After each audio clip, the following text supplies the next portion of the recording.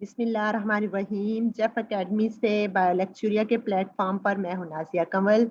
सलामुअलैकुम। PPSC के assistant director wild life का आज का हमारा है जी क्विज नंबर 11, मोस्ट इम्पॉर्टेंट है।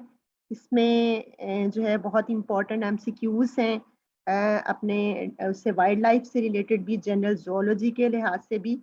बिफोर स्टार्टिंग क्विज मैं आपसे रिक्वेस्ट करूंगी कि जो जिन्होंने अभी अभी ज्वाइन किया है हमारे साथ हैं, वो काइंडली सब्सक्राइब करें चैनल को और बेल आइकॉन को प्रेस कर दें ताकि हर नई आने वाली वीडियो आपको बर वक्त मिल सके।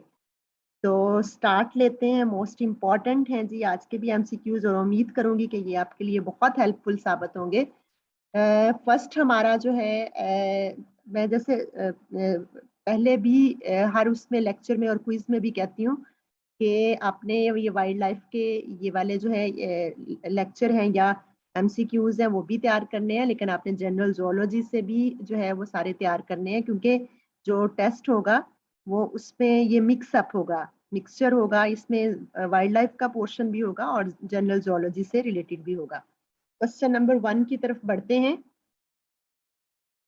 The large park where wild animals are kept and move freely. The large park where wild animals are kept and move freely. उसको क्या कहेंगे? ए पे है सफारी पार्क, बी पे है सेंचुरी, सी पे है नेशनल पार्क और डी पे है game reserve. Safari park, sanctuary, national park, game reserve. और इसका राइट ऑप्शन है जी सफारी पार्क। तो सफारी पार्क हैं जो ऐसा लार्ज नेशनल पार्क जहाँ पे एनिमल्स जो है वो फ्रीली मूव करते हैं, उनको रखा जाता है, उनकी ब्रीडिंग करवाई जाती है, तो उसको सफारी पार्क बोलते हैं। Question number 2, the park that is build up for the protection of wild organism purpose. The park that is build up for the protection of wild organism purpose, इसे क्या कहेंगे? ए पे फॉरेस्ट पार्क, बी पे century, सी पे safari park, D पे national park. इसका right option है जी national park. उसको नेशनल पार्क कहेंगे और उसका मकसद ही होता है कि इंडेंजर्ड स्पीशी की कंजर्वेशन करवाने के लिए, प्रोटेक्शन करवाने के लिए ये बनाया जाता है national park. Question number 3, a site is a wetland site designed to be the international importance under Ramsar Convention. Which type of site is a wetland site designed to be of international importance under Ramsar Convention? उसको हम क्या नाम देंगे? ए पे populated site, B पे restricted site, सी पे protected site या D पे रैमसर साइट। उस साइट को क्या नाम देंगे जो अंडर है रैमसर कन्वेंशन के? तो उसका क्या नाम होगा जी? उसको रैमसर साइट बोलेंगे। और जितनी भी ये वेटलैंड है या जितने भी हमारे ये जो एरिया हैं जो रैमसर कन्वेंशन के अंडर है, उनको हम रैमसर साइट्स बोलते हैं। तो अगला question number 4, Ramsar site was established in by UNESCO. UNESCO ने रैमसर साइट को कब इस्टेब्लिश किया था? 1971 में। तो इस्टेब्लिशमेंट जो रैमसर साइट है इसकी इस्टेब्लिशमेंट कब हुई थी? 1971 में। Question number 5, the convention of Ramsar site was held in. The convention of Ramsar site was held in A पे 1973, B पे 1972, C पे 1974 या 1971। तो ये आएगा 1971। इसकी कन्वेंशन ऑफ रैमसर साइट जो एस्टेब्लिश कब हुई थी? 1971 में। Question number 6, the land is covered by water is called. The land that is covered by water is called, A पे है जी wetland, B पे grassland, C पे forest land और D पे rainy land। तो बहुत आसान, तो उसको हम wetland का नाम देंगे। The land is covered by water is called wetland। अगला है जी question number 7, the International Union for Conservation of Natural Resource या nature, the International Union for Conservation of Natural Resource या इसको नेचर बोलेंगे, IUCN, was founded in। तो कब IUCN founded हुई, कब इस्टेब्लिश हुई? ए पे है 1948, बी पे 1945, सी पे 1946 और डी पे 1947। तो 1948 में जो है IUCN जो है वो इस्टेब्लिश हुई। Question number 8, the book published by IUCN is called, the book published by IUCN is called, उसको क्या नाम देंगे? ए पे है रेड डाटा बुक, बी पे ब्लू डाटा बुक, सी पे ब्लैक डाटा बुक और डी पे वाइट डाटा बुक। उस बुक का नाम जिसमें एंडेंजर्ड स्पीशीज की जो है वो उसके स्टेटस को जो है वो मेंशन किया जाता है कि वो वल्नरेबल है या एक्सटिंक्ट है या एंडेंजर्ड है या डाटा डेफिशिएंट है, तो वो क्या है उसका स्टेटस, तो उस बुक को क्या नाम दिया गया? उसको IUCN की उस बुक को कहते हैं रेड डाटा बुक। और अगला है जी question number 9, the world pheasant association WPA was founded in, जो वर्ड फिजेंट एसोसिएशन थी वो कब बनी? ए पे है 1974, बी पे है 1975, सी पे है 1976 और डी पे है 1977। तो वर्ल्ड फिजेंट एसोसिएशन जो है वो कब इस्टेब्लिश हुई? तो वो 1975 में उसकी इस्टेब्लिशमेंट हुई। Question number 10, the member of galliform are game of the world. अगर तो हमें गैलीफॉर्म का पता है कि गैलीफॉर्म किसका ऑर्डर है तो ये आसान हो जाएगा। The members of galliformes are game of the world. A पे है एम्फीबियंस, बी पे है मैमल्स, सी पे है बर्ड्स और डी पे है रेप्टाइल्स। तो गैलीफॉर्म जो है ये अगर हम बर्ड्स के ऑर्डर की बात करें तो कोई 28 के करीब ऑर्डर हैं इनके। 23 जो है ऑर्डर जो है वो मॉडर्न बर्ड्स के हैं और 5 ऑर्डर जो है रिटाइड्स यानी फ्लाइटलेस बर्ड के हैं। तो यहाँ से भी क्वेश्चन आ जाता है कि फ्लाइटलेस बर्ड को क्या नाम देते हैं? उनको रिटाइड्स भी बोलते हैं या उनको हम एंशियंट बर्ड भी बोलते हैं। तो टोटल इनके 28 के करीब ऑर्डर है और गैलीफॉर्म उसी में से है। गेम बर्ड्स ये कहलाते हैं। तो ये बर्ड आएगा, c option is the right option, galliform is the order of birds. और question number 11, the world wide fund for nature यानी WWF is established in. WWF जो है मोस्ट कॉमन, पहले भी मैंने आपसे शेयर किया था ये कि WWF की एस्टेब्लिशमेंट कब हुई, ये लेक्चर में मैंने किया था। तो यहाँ पे है जी 1964, 1963, सी पे है 1962 और डी पे है 1961। तो 1961 में WWF की जो है एस्टेब्लिशमेंट हुई। और इसका हेडक्वार्टर कहाँ है? The headquarter of WWF is in, a पे फ्रांस, बी पे स्विट्जरलैंड, सी पे USA और डी पे कनाडा। तो ये इसका है जी स्विट्जरलैंड में। और अगर हम WWF पाकिस्तान की बात की जाए, WW या world wide fund for Pakistan WWFP was established इन, पाकिस्तान में कब एस्टैब्लिश हुआ? 1972 में, या बी पे 1973 या सी पे 1974 या फिर 1975। तो इसका राइट ऑप्शन है जी 1972। उसमें ये world wide fund for Pakistan जो है ये इस्टेब्लिश हुआ। और इसका headquarter, the headquarter of WWFP यानी WWF पाकिस्तान में इसका हेडक्वार्टर कहाँ है? ए पे कराची, बी पे लाहौर, सी पे मुल्तान और डी पे इस्लामाबाद। तो इसका मेन हेडक्वार्टर कहाँ पे है? लाहौर में। आगे चलते हैं जी question number 15, wildlife includes all the organisms that grow or live wild in an area without being introduced by, फिर से रिपीट कर देती हूँ, wildlife includes all the organisms that grow or live wild in an area without being introduced by। ए पे nature, B पे scientist, सी पे other animals और D पे ह्यूमन। तो इसका राइट ऑप्शन क्या है? ह्यूमन।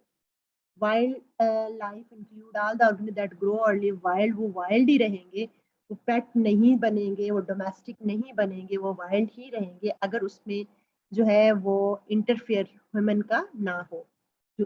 तो हम कह सकते हैं कि ह्यूमन की जो है वो इंटरफेरेंस की वजह से होते हैं। Question number 16, stone age people and Hunter gathers relied on for their food, वो किस पे रिलाई करते थे? स्टोन एज के जो पीपल थे, क्या वो ए पे प्लांट पे बी पे क्रॉप, सी पे वाइल्ड लाइफ और डी पे डोमेस्टिक एनिमल। तो वो वाइल्ड लाइफ पे क्या करते थे, वो डिपेंड करते थे। अगला है जी, ये बायोडाइवर्सिटी से है, मेन जो है इनवर्टिब्रेट से related. Question number 17, the locomotory organ in the member of annelids are. The locomotory organ in the members of annelids are. तो एनिलिड्स का लोकोमोटरी ऑर्गन क्या है? ए पे ट्यूब फीट, बी पे पैरापोडिया, सी पे wings और D पे flagella. तो इसका क्या आएगा? ट्यूब फीट, पैरापोडिया, विंग्स या फ्लेजेला। तो लोकोमोटरी ऑर्गन जो एनिलिड्स का है वो है पैरापोडिया। इनका क्या है? पैरापोडिया जो है वो लोकोमोटरी ऑर्गन है। और question number 18, the ability to tolerate dehydration in desert animal is named as. Desert animal का डिहाइड्रेशन को टॉलरेट करना, ये एबिलिटी क्या कहलाता है? ए पे एंटी डायूरेसिस, बी पे एनहाइड्रेसिस, सी पे एनहाइड्रोबाइओसिस या डी पे नन ऑफ दीज। तो डिहाइड्रेशन को टॉलरेट करने की ये जो एबिलिटी है ये एनहाइड्रोबाइओसिस कहलाती है। Anhydrobiosis is the ability of desert animal to tolerate to live even without water. तो पानी के बगैर भी ये रह सकते हैं। और उसमें जो कैंगरू रैट है वो सारी जिंदगी अगर उसे पानी ना मिले तो वो सरवाइव करता है। तो वो एनहाइड्रोबायोसिस की बेस्ट एग्जांपल है कैंगरू रैट। अगला है जी question number 19, the location of an animal and what an animal is doing is tracked by using tracking technology. फिर से रिपीट कर देती हूँ, the location of an animal and what an animal is doing is tracked by using tracking technology। कौन सी trekking technology? A पे telemetry, b पे radio, c पे telepathy और डी पे सिग्नल्स। तो रेडियो ट्रैकिंग टेक्नोलॉजी से क्या कर सकते हैं, जो है वो लोकेशन का एनिमल की और वो क्या कर रहा है उसका पता करवाया जा सकता है। Question number 20, three types of radio tracking system used are. Three types की रेडियो ट्रैकिंग सिस्टम है। ए पे VHF रेडियो ट्रैकिंग, बी पे सैटेलाइट ट्रैकिंग, सी पे ग्लोबल पोजीशनिंग सिस्टम ट्रैकिंग और डी पे ऑल ऑफ दीज। तो ये तीनों ही टाइप की ट्रैकिंग यूज की जा रही है एज रेडियो ट्रैकिंग टेक्नोलॉजी। तो ये आएगा ऑल ऑफ दीज। अगला है जी question number 21, scientist are using VHF radio tracking since.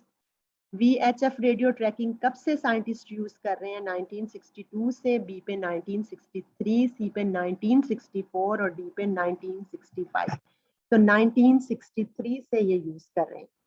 Question number 22, transmitters are chosen on the basis of. Transmitter जो लगाए जाते हैं वो किस बेस पे? बिहेवियर ऑफ स्पीशी, बी पे साइज, सी पे लाइफ हिस्ट्री और डी पे ऑल ऑफ दीज। तो किसकी बेस पर ये करवाए जाते हैं, लगाए जाते हैं? तो ऑल ऑफ दीज, उसमें बिहेवियर भी, साइज भी, लाइफ हिस्ट्री सब कुछ लिखा जाता है। अगला है जी question number 23, in Pakistan supreme court imposed a ban on hunting the in 2015। Pakistan में सुप्रीम कोर्ट ने किसकी हंटिंग पे मुकम्मल तौर पे बैन कर दिया था 2015 में? ए पे मारफोर, बी पे फिजेंट, सी पे होबारा बस्टर्ड और डी पे गोल्डन प्लवर। तो होबारा बस्टर्ड पे जो है 2015 में बैन किया था। उसकी वजह क्या है? उसकी वजह आगे क्वेश्चन में फिर आएगी, तो मैं ये सारा एक्सप्लेन उसमें कर दूंगी कि आखिर 2015 में ही सुप्रीम कोर्ट ने इसकी हंटिंग पे बैन क्यों किया था। पाकिस्तान में होबारा बस्टर्ड जो है इंडेंजर्ड स्पीशी है, लेकिन जो है IUCN में इसका स्टेटस और है। Status of Hobara bustard in the red list of IUCN is asked। IUCN की लिस्ट में होबारा बस्टर्ड का स्टेटस क्या है? ए पे एंडेंजर्ड, बी पे क्रिटिकली एंडेंजर्ड, सी पे थ्रेटन्ड और डी पे वल्नरेबल। इसका स्टेटस है वल्नरेबल, लेकिन पाकिस्तान में ये क्या है? एंडेंजर्ड स्पीशी के तौर पर है। अच्छा, ये question number 25, endangered species of Pakistan. A पे होबारा बस्टर्ड, बी पे व्हाइट हेडेड डक, सी पे मार्बल टील आएगा और डी पे जो आएगा वो ऑल ऑफ दीज। डी पे ऑल ऑफ दीज। तो ये ऑल ऑफ दीज आएंगे। होबारा बस्टर्ड भी है, व्हाइट हेडेड डक भी है, और यहाँ पे मार्बल टील भी आएगा और ऑल ऑफ दीज इसका राइट जो है वो आंसर है। Which of the following is correct one about golden mahseer? Golden mahseer के लिए कौन सा करेक्ट है? ए पे गेम फिश है, बी पे native species of Pakistan, C पे नेशनल फिश ऑफ पाकिस्तान और डी पे ऑल ऑफ दीज। तो ये ऑल ऑफ दीज आएगा, all of these.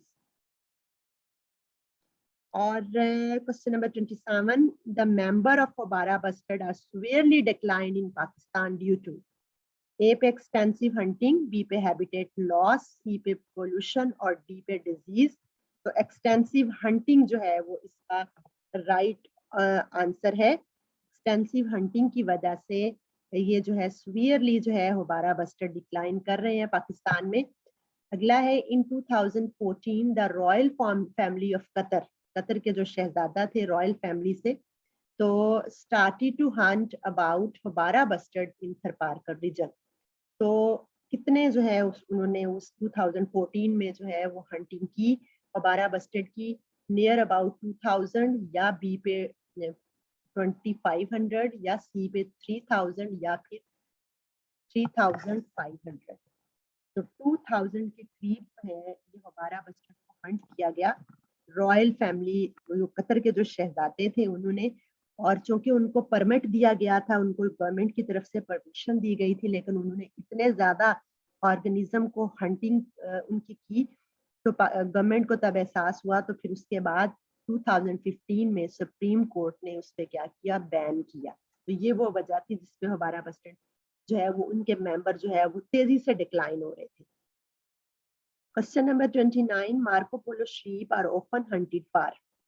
Marco Polo sheep को किस लिए हंट किया जाता है? ए पे फॉर स्किन पर्पस, बी पे मीट, सी पे हॉर्न, डी पे ऑल ऑफ दीज। तो इन सारे पर्पस की वजह से मार्को पोलो शीप को हंटिंग का निशाना बनाया जा रहा है। और question number 30, GSP stand for. GSP का क्या, किसका एब्रीवेशन है? बी ए पे है जी zoo and sanctuary of Pakistan, B पे है zoological survey of Pakistan, C पे है जोलॉजिकल सेमिनार्स ऑफ पाकिस्तान और डी पे है जू सोसाइटी ऑफ पाकिस्तान। तो राइट इसका आंसर है जोलॉजिकल सर्वे ऑफ पाकिस्तान। तो आज के मैं उम्मीद करती हूँ कि बहुत ही ये जो एमसीक्यूज हैं आप लोगों के लिए ये इंफॉर्मेशन लाए होंगे, आप लोगों के लिए हेल्पफुल होंगे। हमारे साथ इसी तरह जुड़े रहें और अपना बहुत बहुत ख्याल रखिएगा। और जाने से पहले ये मैं बता दूं कि व्हाट्सएप का हमारा जो है वो ये नंबर जो है वो शेयर किया जा रहा है आपके साथ, और इसका लिंक भी। तो ये ज़्यादा से ज़्यादा शेयर करें ताकि जो है बाकी स्टूडेंट जो है वो भी इससे फ़ायदा उठा सकें। अपना बहुत ख्याल रखिएगा। अल्लाह।